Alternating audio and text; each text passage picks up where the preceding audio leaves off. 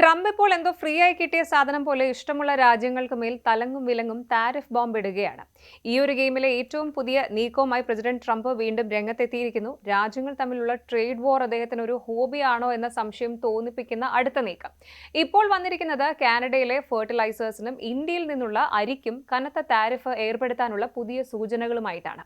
യുഎസിലെ കർഷകരെ പിന്തുണയ്ക്കുന്നതിന്റെ ഭാഗമായാണ് ഈ നീക്കം എന്നാണെങ്കിൽ പോലും ഇത് ഇന്ത്യ, കാനഡ എന്നീ രാജ്യങ്ങളുമായുള്ള വ്യാപാര ബന്ധങ്ങളിൽ വലിയ പ്രതിസന്ധി സൃഷ്ടിച്ചേക്കും.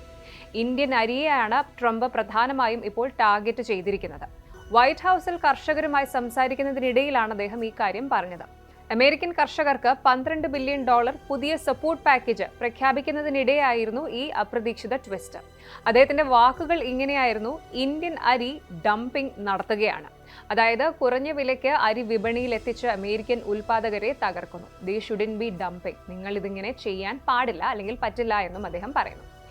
ഇന്ത്യ, വിയറ്റ്നാം, തായ്ലൻഡ് എന്നിവിടങ്ങളിൽ നിന്നുള്ള കുറഞ്ഞ വിലയുള്ള അരി ഇറക്കുമതിയാണ് തങ്ങളെ ഭയപ്പെടുത്തുന്നതെന്നാണ് US കർഷകരുടെ പരാതി. ഇതുപോലെ അടുത്ത ബോംബിട്ടത് കാനഡയ്ക്ക് മേലാണ്. കാനഡയിൽ നിന്നുള്ള വളങ്ങൾക്ക് താരിഫ് ഏർപ്പെടുത്താൻ സാധ്യതയുണ്ടെന്നാണ് ട്രംപിന്റെ അടുത്ത വാർണിംഗ്. എന്തിനായിരുന്നോ? അമേരിക്കയിൽ തന്നെ ഫെർട്ടിലൈസർ ഉൽപ്പാദനം കൂട്ടാനാണ്. കാനഡയിൽ നിന്ന് ഒരുപാട് വരുന്നുണ്ട്, അതുകൊണ്ട് തന്നെ വേണമെങ്കിൽ കനത്ത താരിഫ് ഇടും, അത്ര തന്നെ. ഇതായിരുന്നു കാനഡയുടെ കാര്യത്തിലെ വാക്കുകൾ. കാനഡയിൽ നിന്നാണ് US പൊട്ടാഷ് പോലുള്ള പ്രധാന വളങ്ങൾ ധാരാളമായി എത്തുന്നത്. വളരെ കടുത്ത താരിഫുകൾ ചുമത്തേണ്ടി വന്നാൽ അതിന് മടിക്കില്ല എന്നാണ് ട്രംപിന്റെ പ്രഖ്യാപനം. ട്രംപ് ആദ്യമായിട്ടല്ല ഇങ്ങനെ എടുത്തു ചാടുന്നത്. അദ്ദേഹത്തിന്റെ ട്രേഡ് പോളിസി എന്നും ഇങ്ങനെ തന്നെയായിരുന്നു. അതുകൊണ്ട് തന്നെ കോൺട്രവേഴ്സീസിനും കുറവില്ലായിരുന്നു. കഴിഞ്ഞ ഓഗസ്റ്റിൽ ഇന്ത്യയുടെ വ്യാപാര തടസ്സങ്ങൾ ചൂണ്ടിക്കാട്ടി നമ്മുടെ ഉൽപ്പന്നങ്ങൾക്ക് 50% വരെ താരിഫ് ഏർപ്പെടുത്തിയിരുന്നു. അതിലും അരിയും ഡയറി ഉൽപ്പന്നങ്ങളും ഒക്കെ ഉണ്ടായിരുന്നു. ഇപ്പോഴും കനത്ത താരിഫ് നിലനിൽക്കുമ്പോഴാണ് ഈ പുതിയ ഭീഷണി വരുന്നത്. റഷ്യയിൽ നിന്നുള്ള എണ്ണ വാങ്ങുന്നതിനെതിരെയും അദ്ദേഹം കടുപ്പത്തിൽ സംസാരിച്ചിരുന്നു.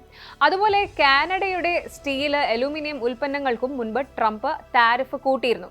ഇപ്പോൾ കാനഡയുമായി ഒരു ട്രേഡ് ഡീൽ ചർച്ചയിലിരിക്കുമ്പോഴാണ് വീണ്ടും താരിഫ് കളികൾ തുടങ്ങിയിരിക്കുന്നത്. ഇന്ത്യയുമായും കാനഡയുമായും ഡീൽ ക്ലോസ് ചെയ്യാൻ നിൽക്കുമ്പോൾ തന്നെ പ്രഷർ കൂട്ടുന്ന ഈ ട്രംപിന്റെ തന്ത്രം എന്താണെന്ന് ആർക്കും പിടികിട്ടുന്നില്ല. അമേരിക്കയിൽ ഇപ്പോൾ കൺസ്യൂമർ പ്രൈസസ് ഉയർന്നു നിൽക്കുന്ന സമയമാണ്. ഈ താരിഫുകൾ വരുമ്പോൾ വില വീണ്ടും കൂടുമെന്ന് ഉറപ്പാണ്.